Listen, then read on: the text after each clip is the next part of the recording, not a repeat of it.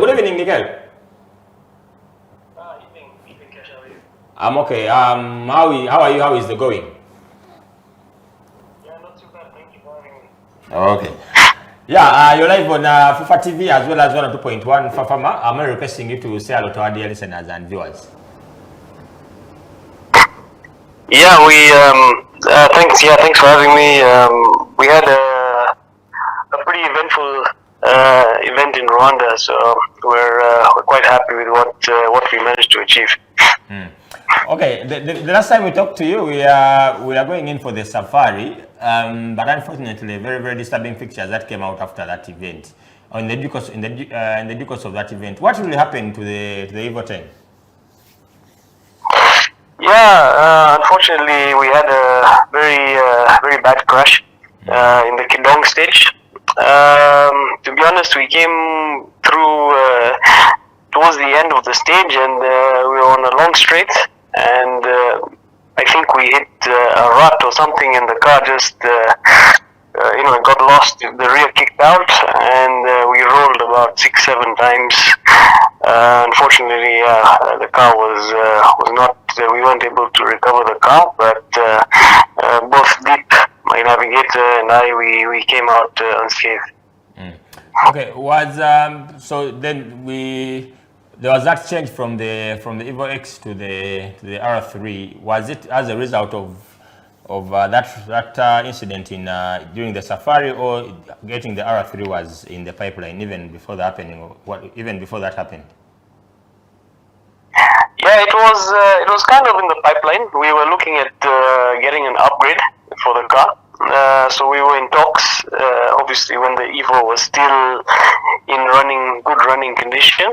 But yeah, unfortunately this happened, and it kind of gave us the push that if we want to continue our rallying career, then we should take that step into getting a better car and see how we can fare with that.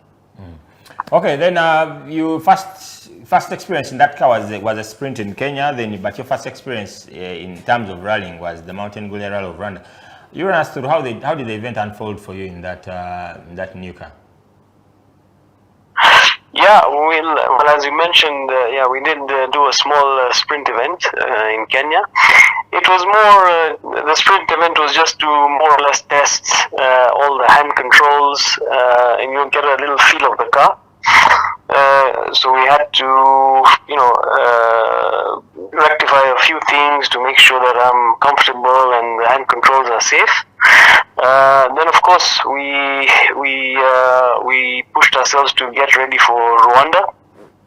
Although we went with a small team with the help of Karan Patel, as we were teammates, he forced us to kind of calm down, and that was the real test of the car.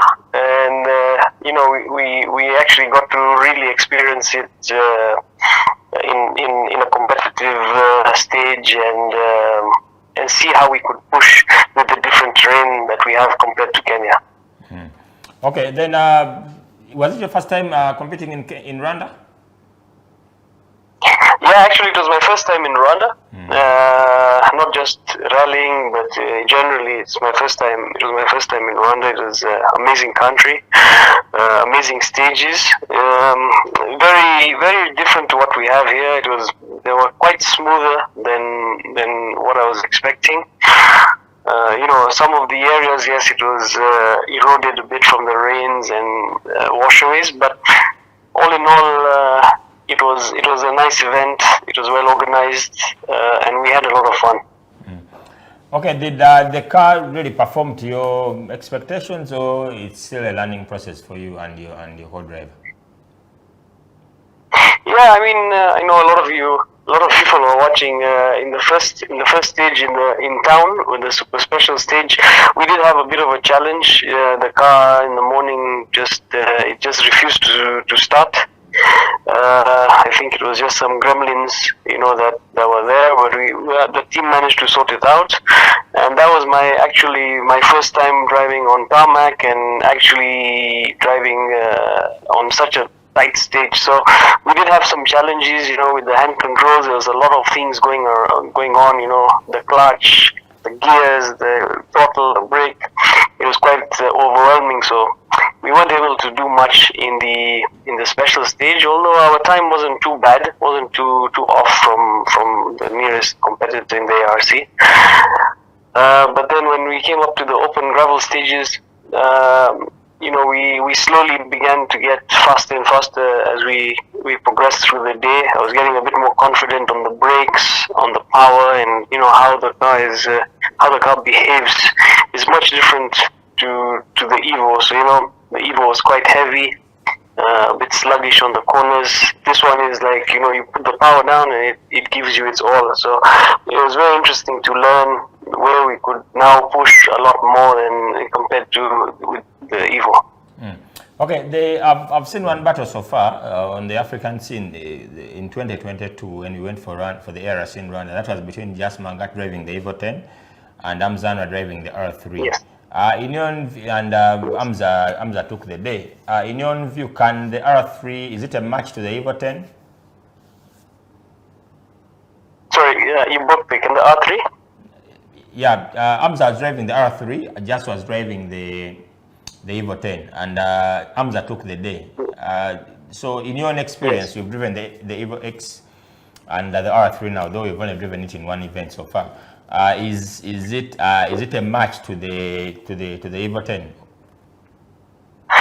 Yeah, I mean, the Evo 10 I was driving, of course it was automatic transmission. It was a much heavier car than the other Evos that are in Africa.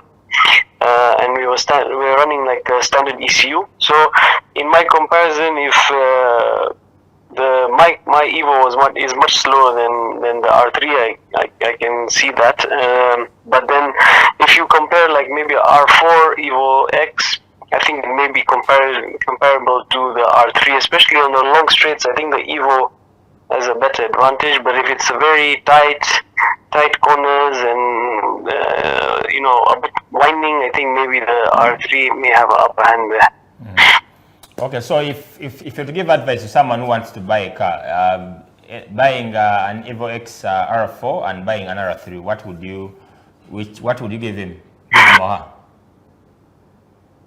Well, it all boils down to budget. The R3, of course, it is a bit much more expensive than getting a R4.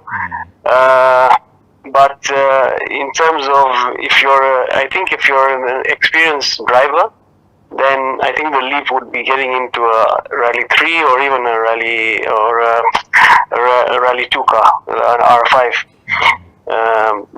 They're much more competitive, I think, in the long run. Okay, so the next event on the ARC is the Equator Rally that is coming up next month. We should anticipate you to take part in that one as well. Yeah, hopefully we should be all good to take part in that, because it being more or less in Nairobi, in Athi River. So yeah, we're looking forward to taking part in that if all goes well in the coming weeks.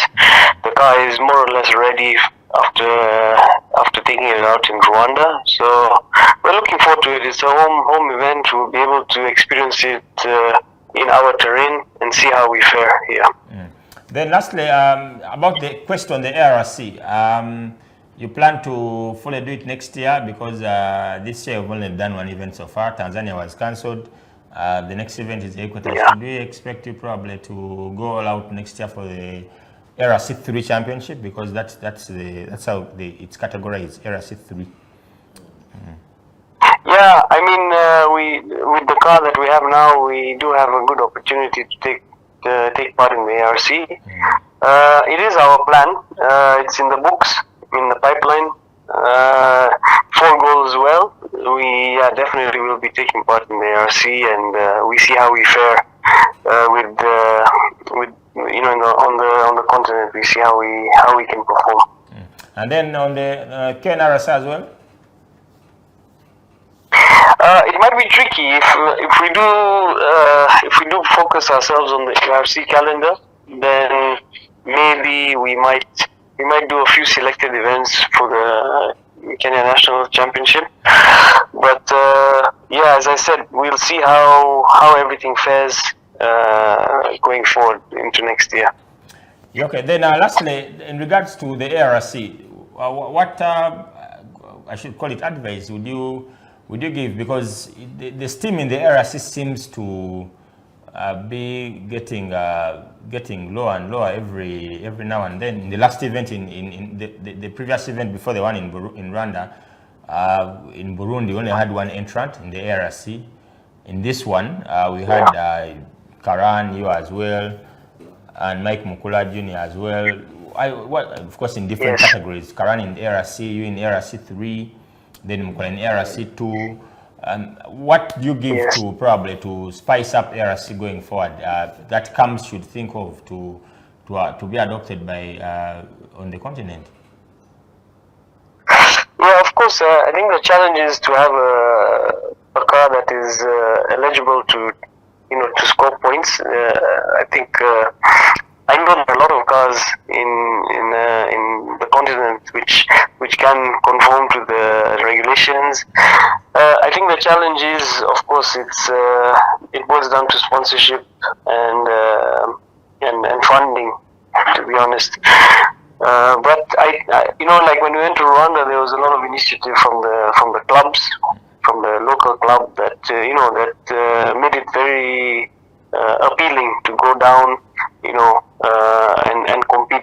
Like they gave us some fuel, just little things help, and I'm sure that I haven't been. I can't say for other countries because I haven't been, but I'm sure it's the same perception in like going to Tanzania or to Uganda, where as an international driver you're compensated slightly, where it gives you some more motivation to actually take part in such big events.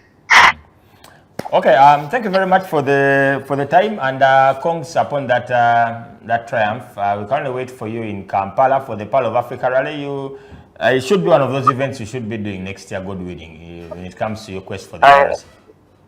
I hope so. I hope so too. Okay, then I think you need to bid for Chate won the ARC and the KNRC as well in 2015. I think NIKHIL, you should as well try to follow Chate's footsteps. He won the with Google Panessa.